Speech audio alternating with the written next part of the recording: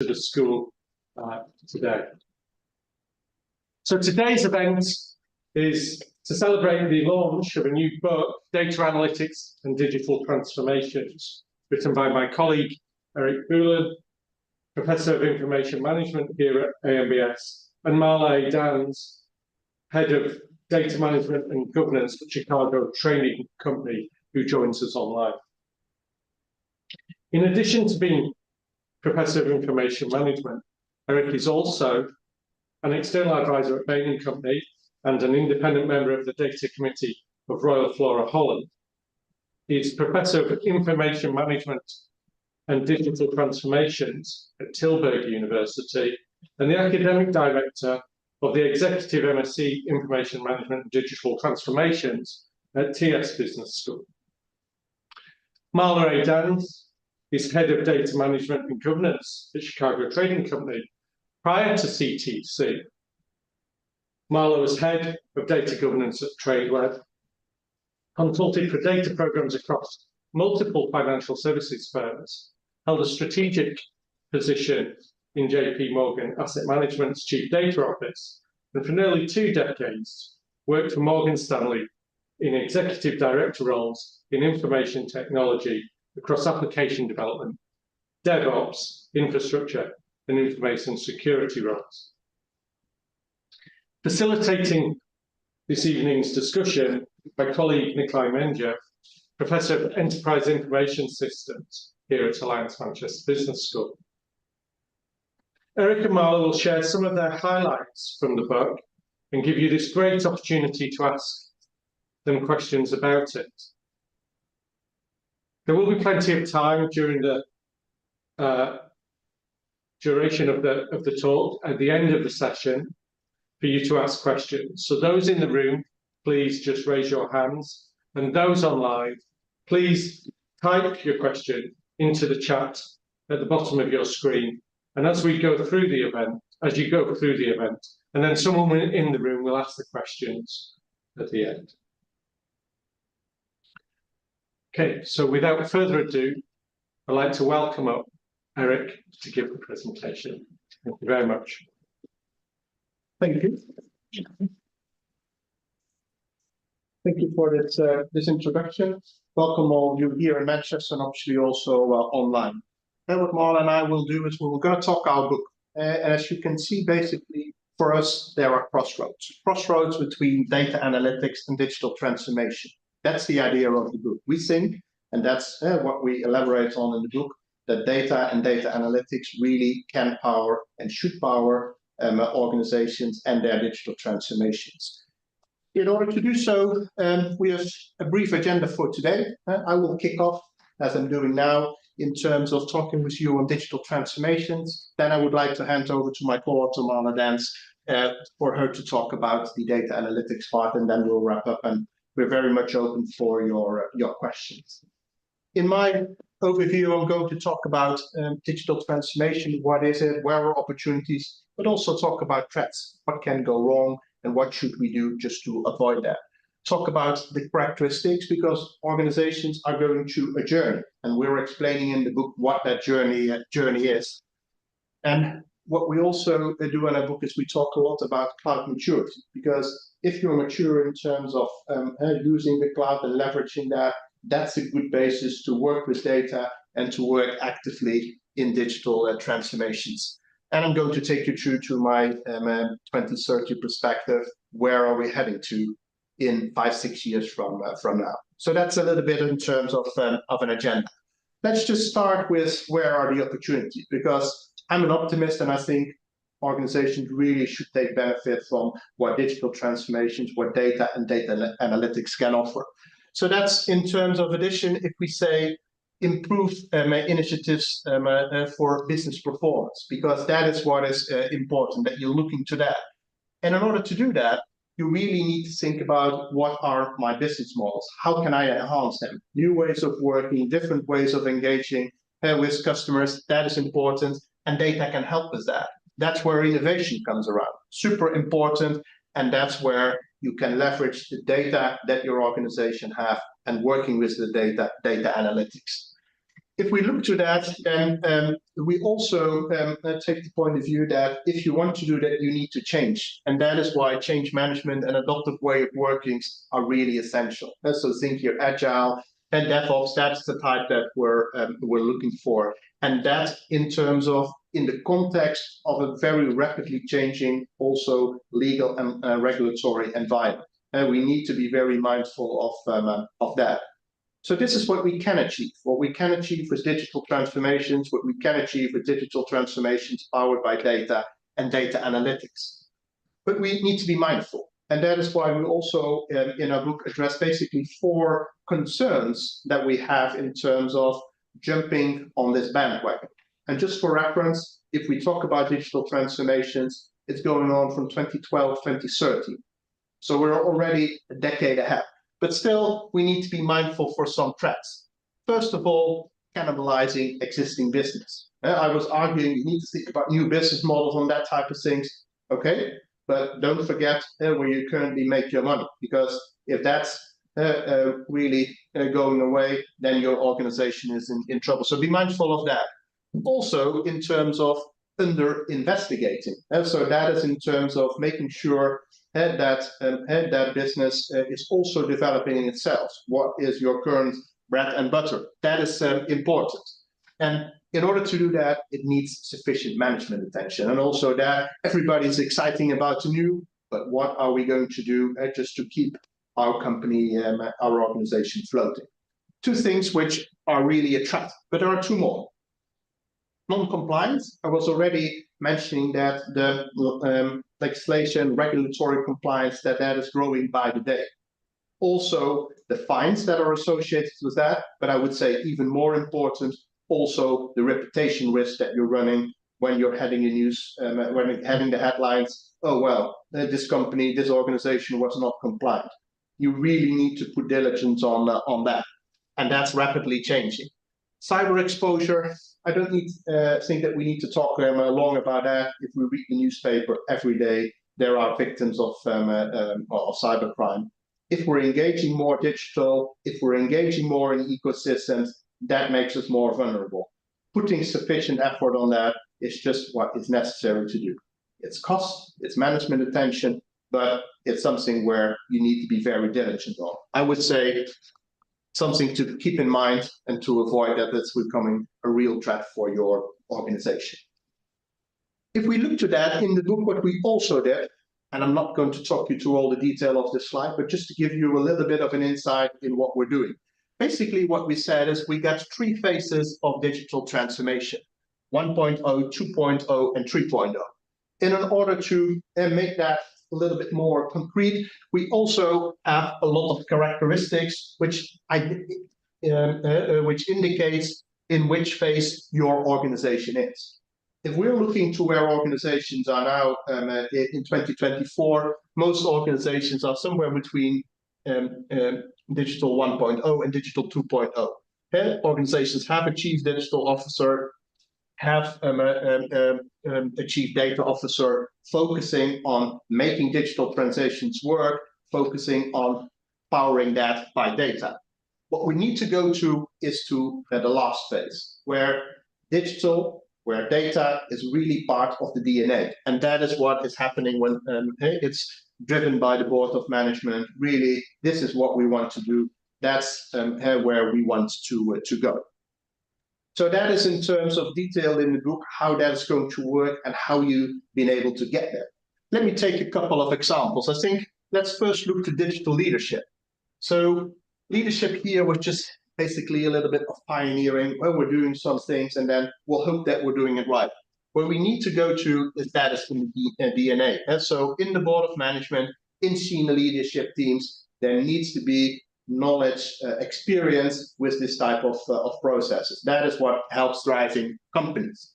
Let's look to another. Let's look to digital governance, because if we're putting more emphasis on digital, then also digital governance becomes more important. And what we saw in the past in the 1.0, that organizations were really spending a lot of attention on that and having direct guidance from the board of management. Where we need to go to is that is just more of an oversight in terms of taking a step back, have that managed by the organization. If you put that in place, then that will help you to truly govern what you can do with digital transformations, what you can do with data and data analytics.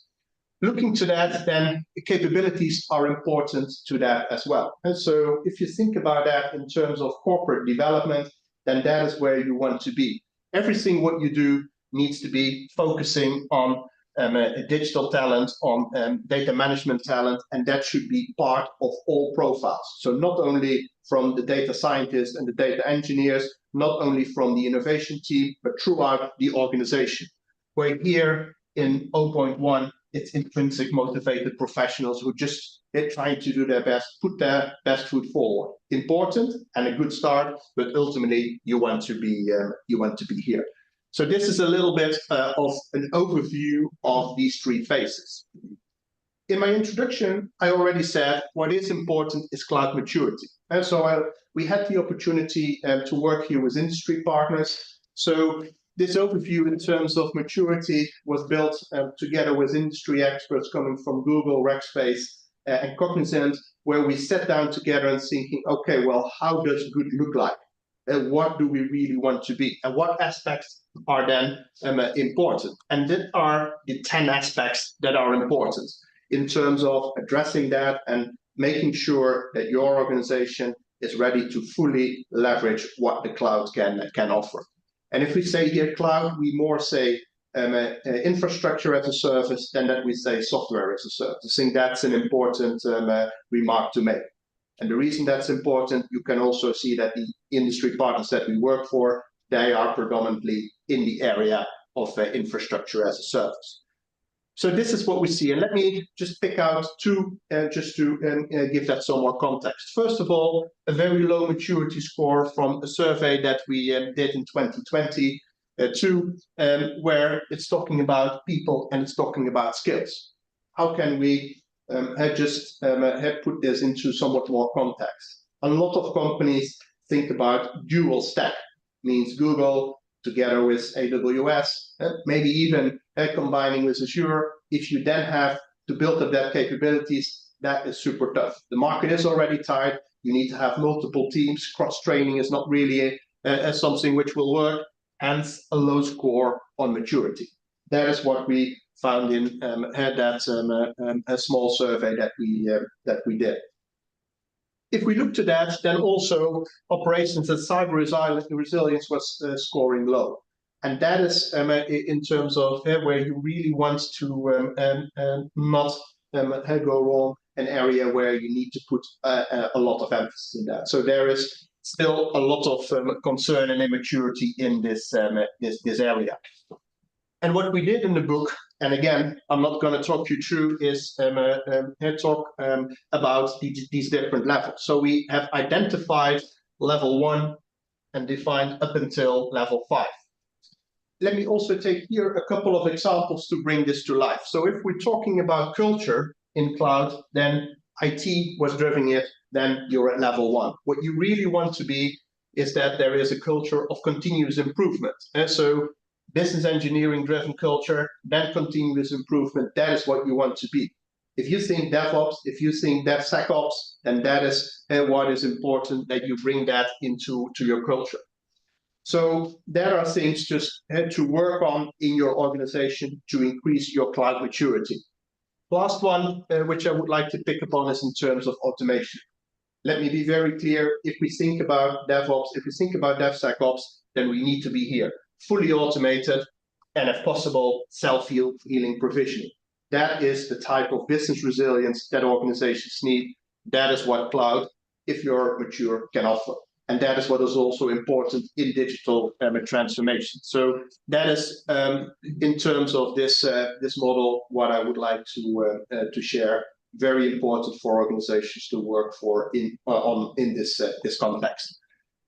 That already brings me to my last slide, and then I'm going to hand over to Marla. And that is talking in terms of where will we be in 5-6 years from now.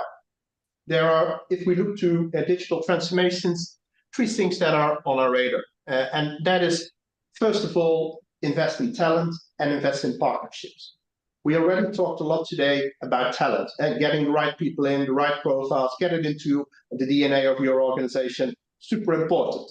But I would like to highlight here on this last slide is also the second part, partners. If I look to organizations, organizations are working more closely together, doing collaboration, doing co-creation even, doing that with firms in the value chain, working with external partners like suppliers, and that is something which is important. And what we have in the book is some really good insights coming from TCS, who put a lot of effort in this book in helping us with access to subject matter experts, also helping us with client cases. This is very important. So it's not only suppliers, but it's also in the value chain. So that is what organizations really need to look for. What is also important is the focus on sustainability. And sustainability goes beyond energy. It's also social, and it's also governance, what needs to be taking place. And that's why the United Nations Sustainability Development Goals are an excellent tool just to work on that and to have that happen. If we put this into the context of CSRD, then I think we all got a very big challenge ahead for any organization to make that that work. So that, in terms of putting that right, helps us to drive the organization and helps us also in terms of that being compliant to all these upcoming legislation.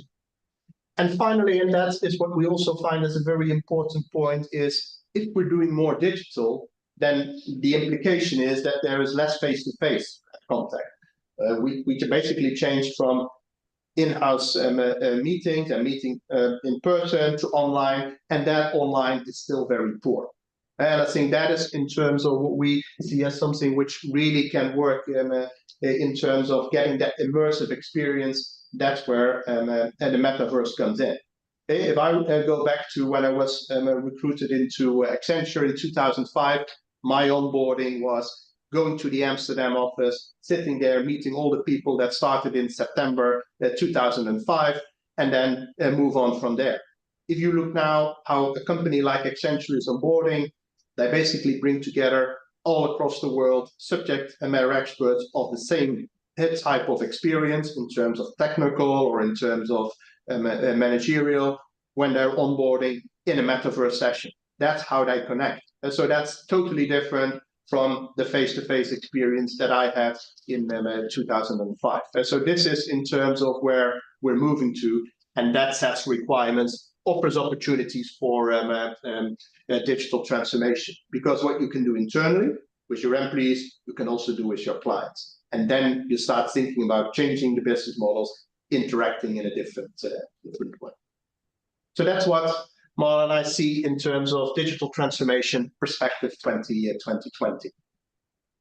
What I would like to do is now just hand over to Marla and let her share her insights in our book on data and data analytics. Marla, over to you. Great, thanks, Erik, and hello to everyone from Chicago today. Leveraging data is important to maximizing the benefits and ROI of digital transformation. So let's begin with the data basics and set some context. Data volumes have been growing exponentially for decades. There's so much information and insights sitting out there waiting to be discovered. The new term I heard is data is the new mineral. It used to be data is the new oil. Now it's the new mineral, because insights are buried in this voluminous data cache. But how do we mine it for those data insights? And how can we leverage it for digital transformation? Traditionally, we have data analytics, which is converting raw data, historical data, into actionable insights. It's like taking a rough diamond, right? First must be cut and polished before it can become a gemstone. And data analytics tools and models are continually evolving from mining deeper into those data archives for descriptive analysis and insights. And then humans see the results of data analytics and decide what to do about it. Newer on the scene is artificial intelligence, which is the theory that computer systems can perform human intelligence tasks. AI can take many forms for predictive and prescriptive data insights, where AI is making the decisions on what to do next, which requires some level of trust. And this is where oversight and ethics comes in. Where are the upper and lower bounds of where we're comfortable trusting AI to make decisions versus the outliers requiring a human in the loop? And we'll talk more on that later. So to fully leverage data for digital transformation, as Erik said, talent is key.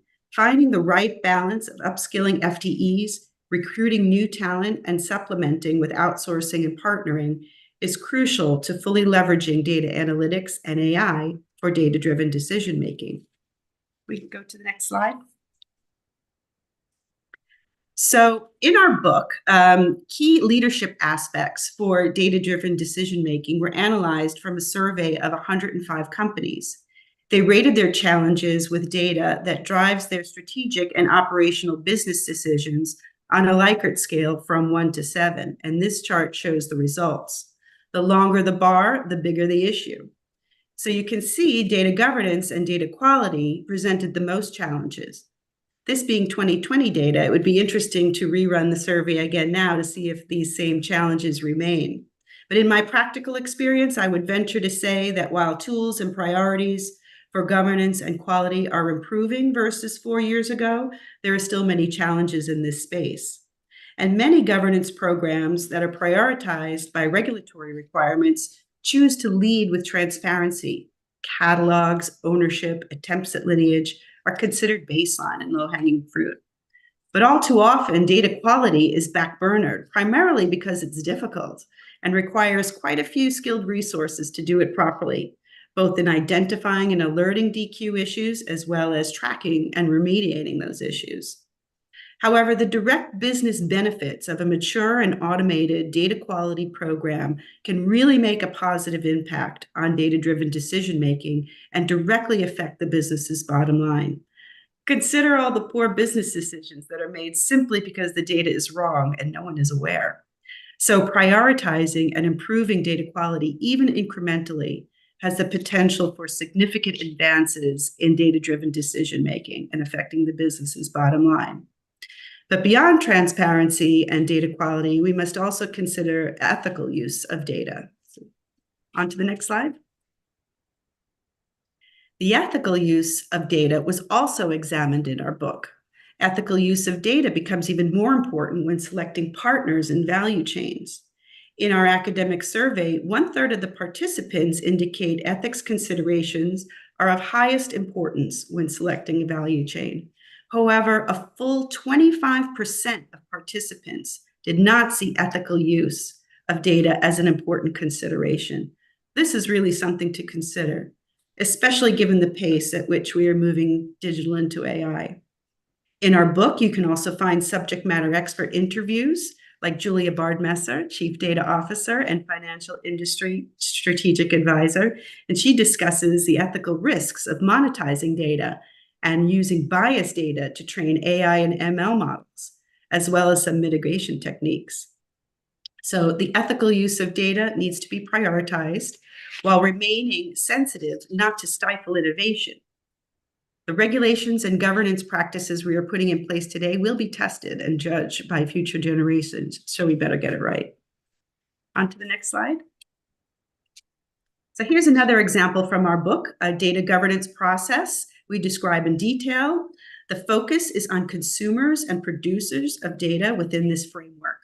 Consumers of data use a data catalog marketplace to browse and shop for data with transparency into the quality and provenance of the data sets, enabling the consumer to choose the most appropriate data set, request access, gain approval, and then be provisioned access to that data. This process works for both internal consumers like data scientists, data citizens, as well as external consumers of data like partners or customers. Producers of data are subject to a governed onboarding process where new data sets are certified or classified, tagged, quality controlled prior to being onboarded to the data warehouse of the data lake and approved for analytics use. This ensures pristine and trusted data storage. It's pretty straightforward if you're starting with a fresh new data warehouse, but if you have to retroactively clean up an existing warehouse, that can get kind of muddy. But the overall goal here is transparency and access to certified data sets. On to the next slide.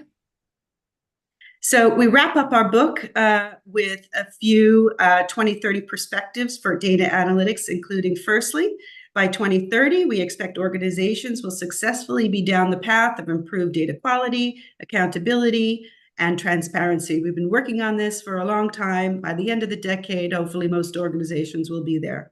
Fully certified data sets will improve the relevance of data for any customer. And being in control of the data volumes and usage will reduce costs, compliance risk, and cyber risks of runaway data growth and enable trustworthy data analytics.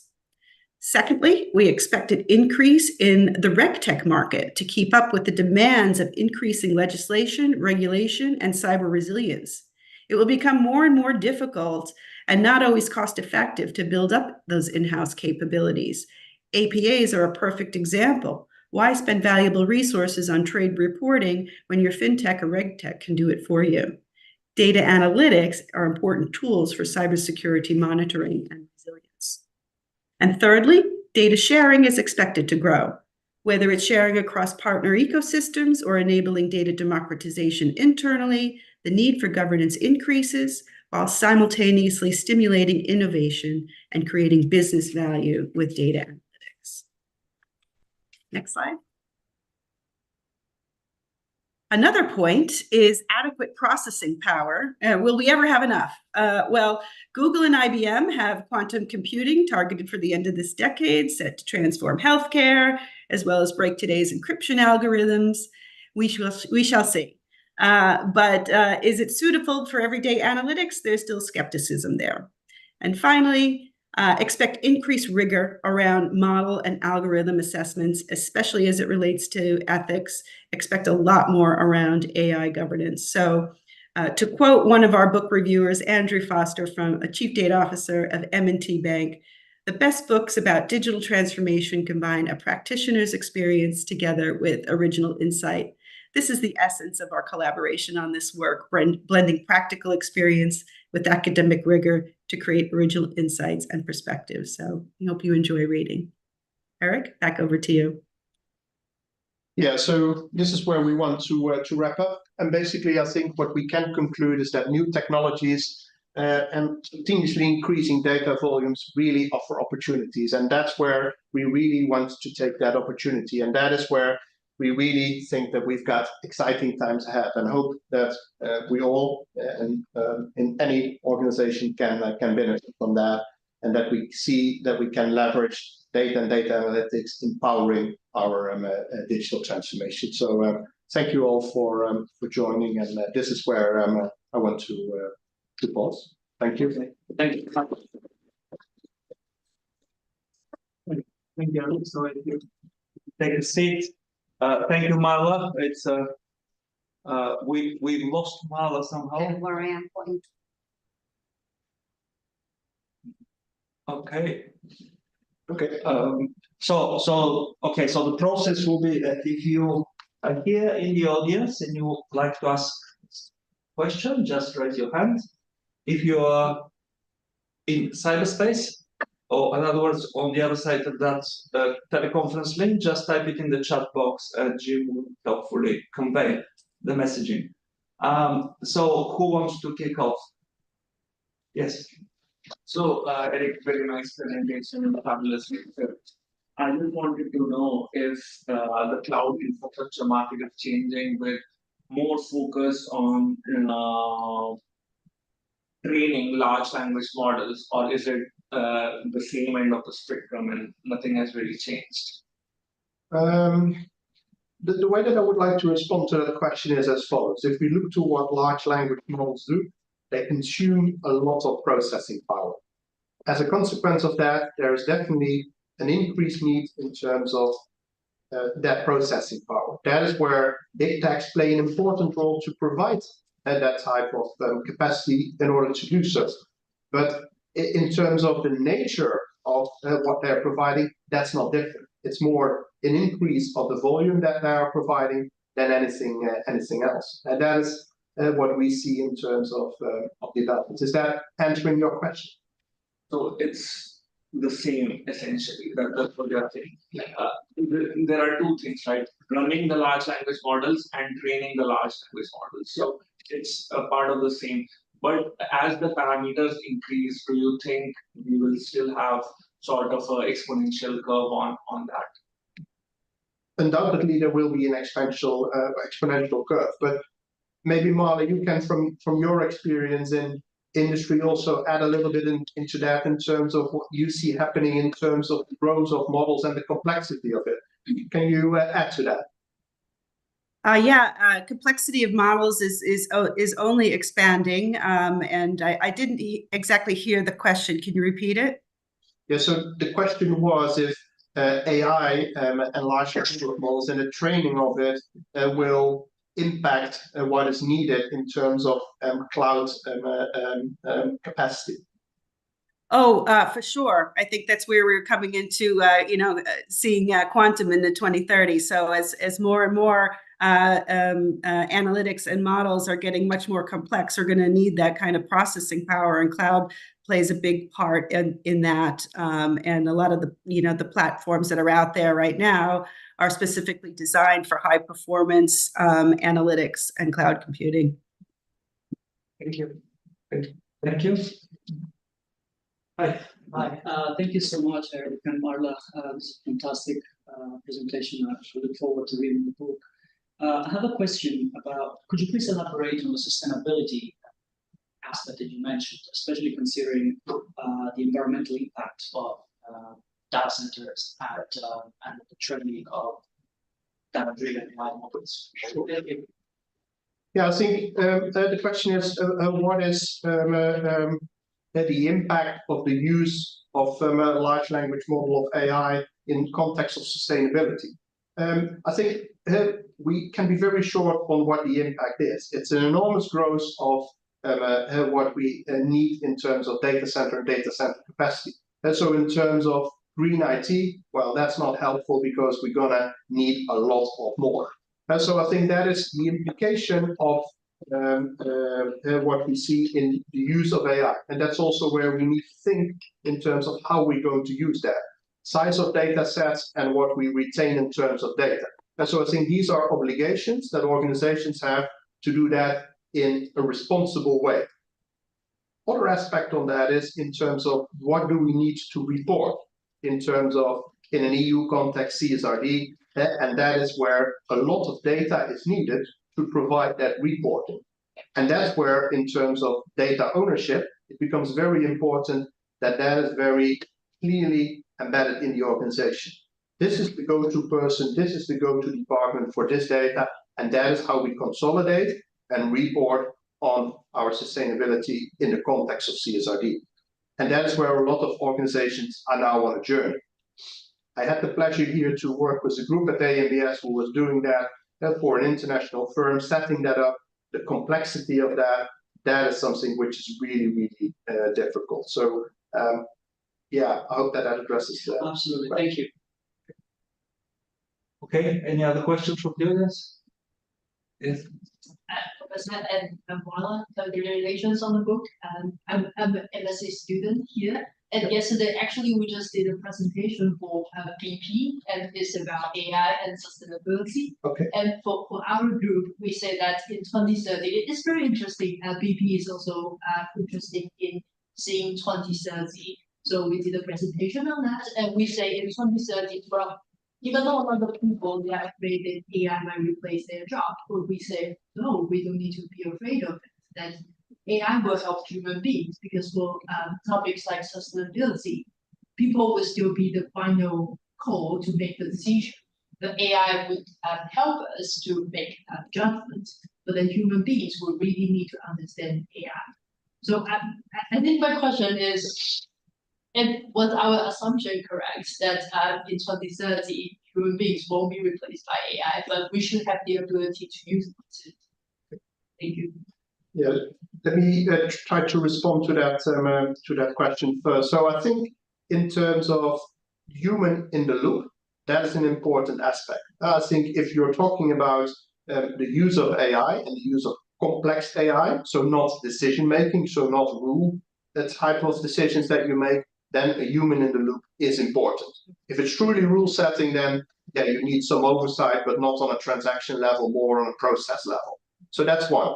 Then in terms of job security, I would argue that job security is indeed one of the concerns, the biggest concerns that we have, let's say, for over a decade on what will AI do. Personally, I think it will change jobs and it will not reduce jobs. And that is, I think, what I was hearing you saying that your advice to VP was as well. Am I correct? Yes. Okay. Okay. Jim, do we have any questions online? Yeah, I just wanted to remember, I wanted to come in on that last question, but thank you.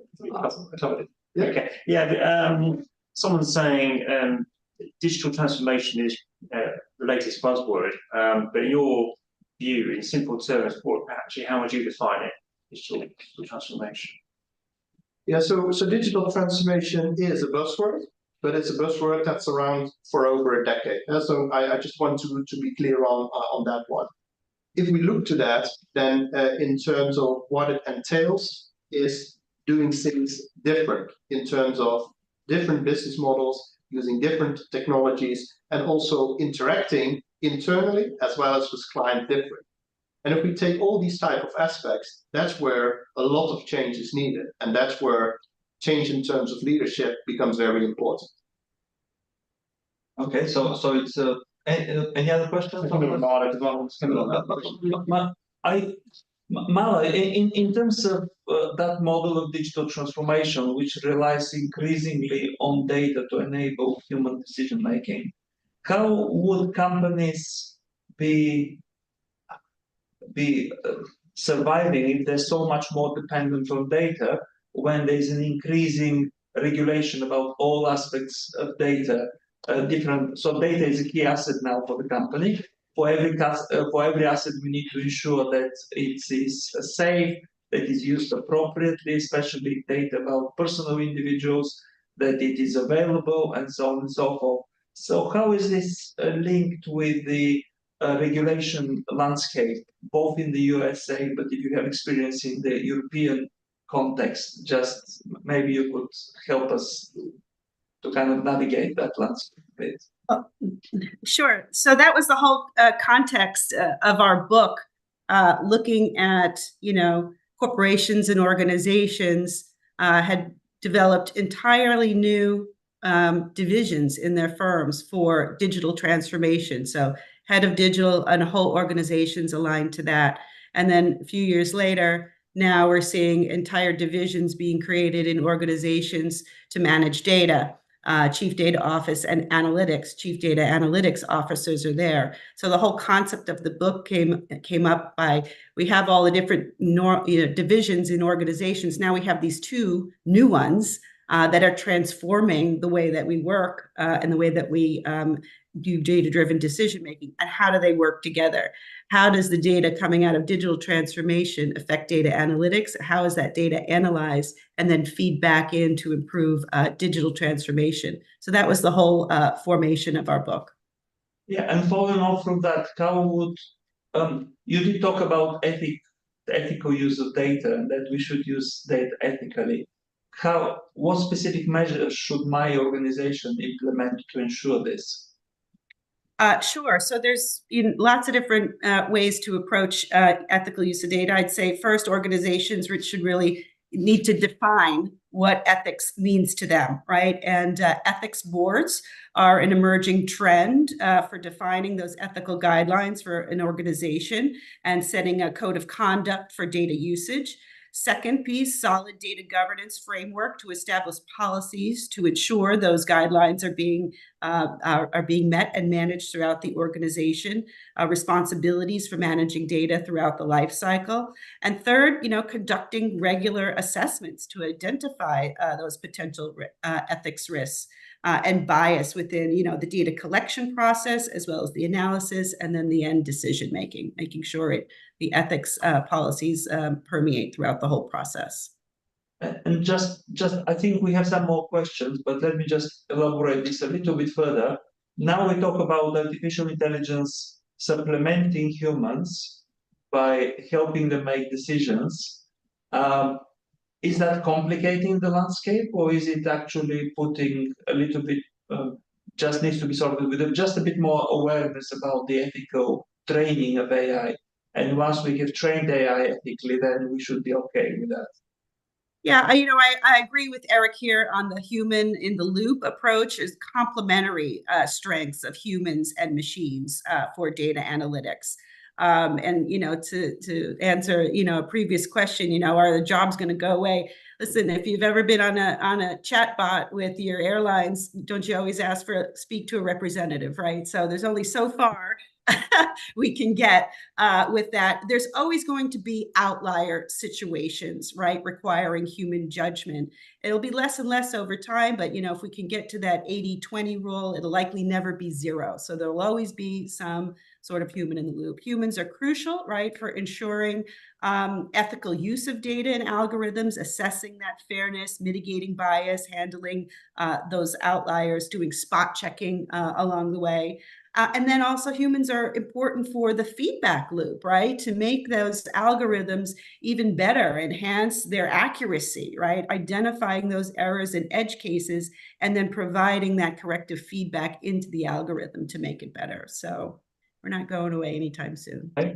Right. So let's open. Thank you very much. Let's open the any comments or questions, Jim? From okay. That's it. Okay. Thank you, Erik.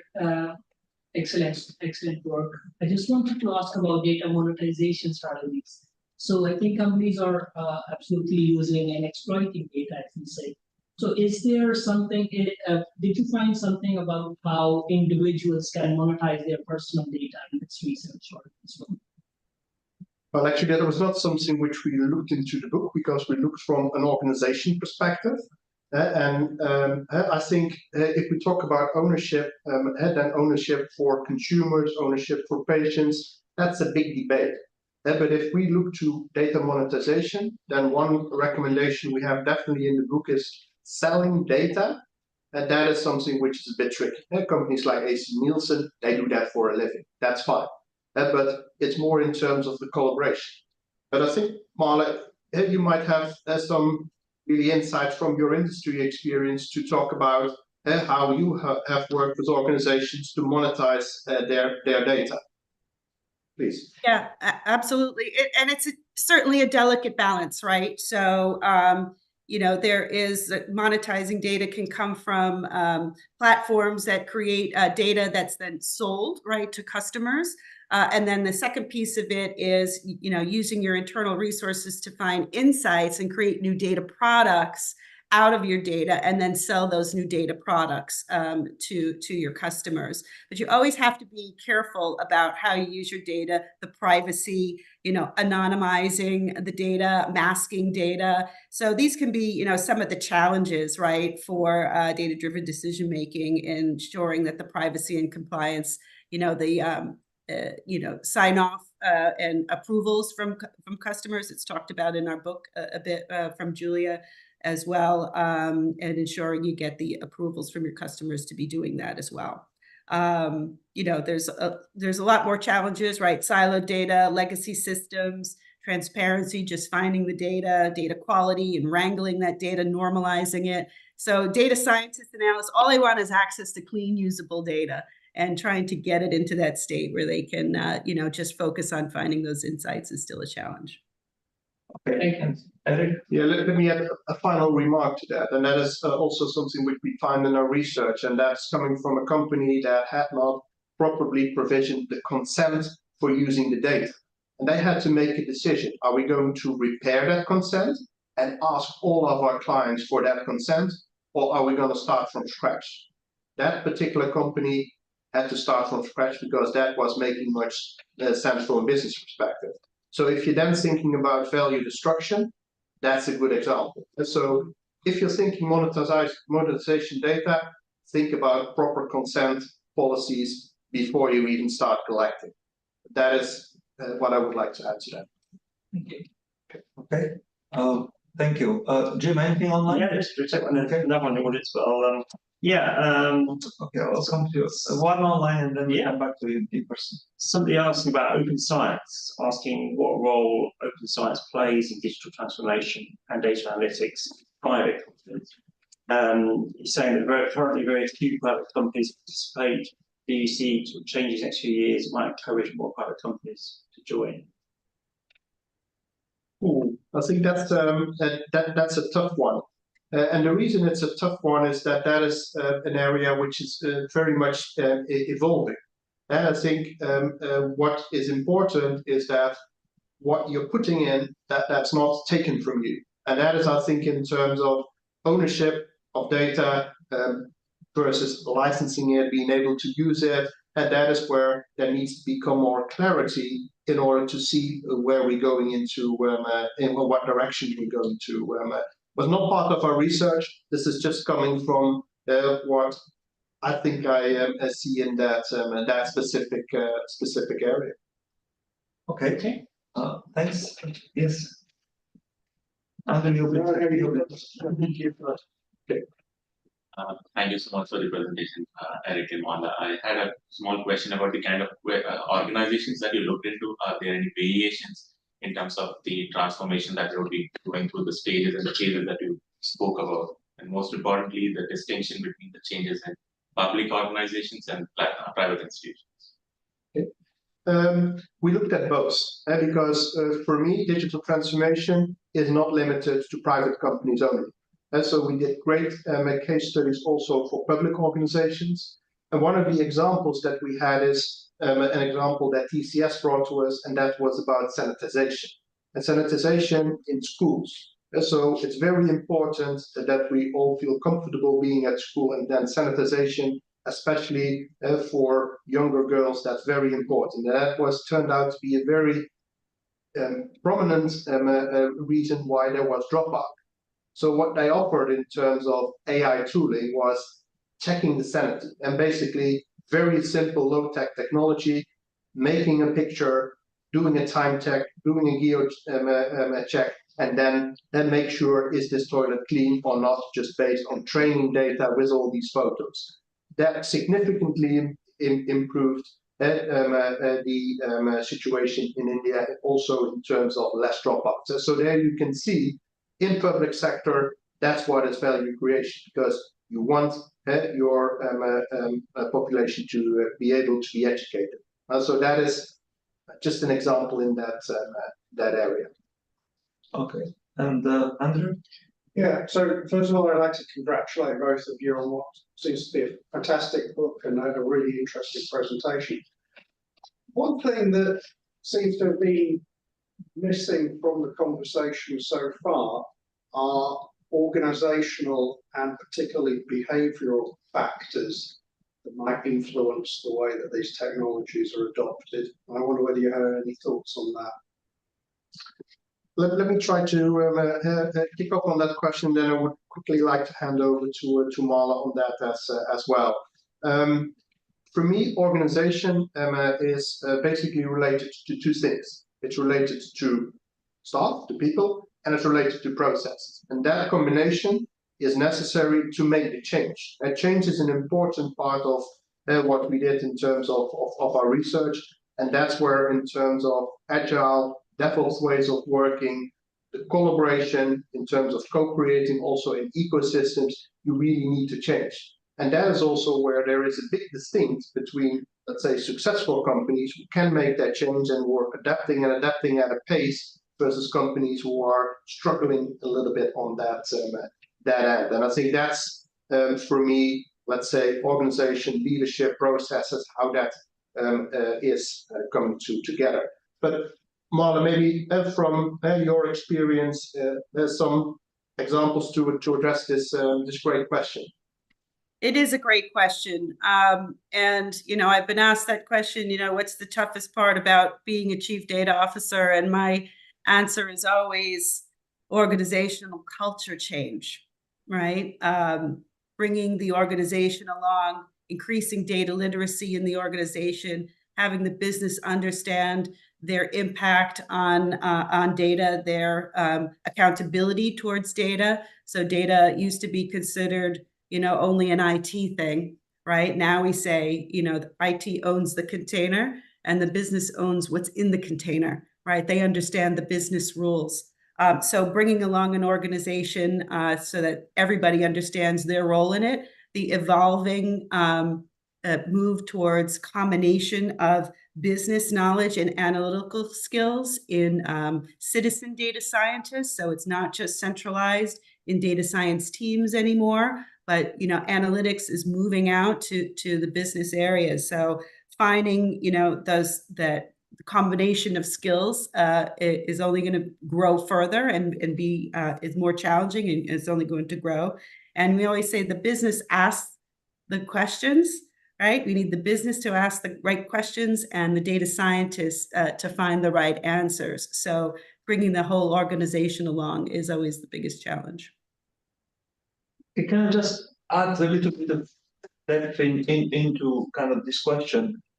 For me, it was always puzzling about when would the last kind of dinosaur organizations that stop refusing to put their data on the cloud. Do you still see such organizations now? And how do they deal with the digital transformation, which we discovered is relies on having flexible, scalable, and adaptable processing as provided by the cloud? Yeah, I think that, it really is critical to have cloud. I can't see how we can do a full digital transformation without embracing the cloud, because that's the only way to make it scalable and to provide that level of performance. And, there was a time when everybody said, oh, I don't want to put my data in the cloud because of security reasons. I want to hold on to it in my own organization and I can protect it. But the regulations and cyber resilience has just grown so exponentially. It's now swung towards cloud being even more secure. And they're the ones who could focus on that cyber protection, that cyber resilience better than any organization themselves. So why doesn't the business just continue focusing on their day-to-day and how they make money and leave the cyber protection to the experts? I think we're going to see, as I mentioned before, the same thing, in the RegTech space. So, similar to them not wanting to put a cloud and then swing to cloud, organizations want to build their own and manage their own regulations and responses there. But at some point, the changes in that, the management of those regulations are going to change to the point where there's just going to be more growth in the RegTech space, where it's just going to make sense to manage those vendors, right? And to redirect your internal resources to managing RegTech vendors versus trying to build it internally. I understand what is RegTech, but can you just make sure I understand it by explaining it to me? Yeah, just a regular, vendors, technology vendors, similar to fintech, right? So these companies that are springing up and finding these opportunities to further move forward digital transformation by digitizing this stuff and managing regulatory and compliance, right? So it's all about so as I said, like an APA. with GDPR and NIS2. Pardon? So it is about complying with things like GDPR, NIS2, the latest AI Act in the European Commission. It's about providing technology to facilitate this compliance.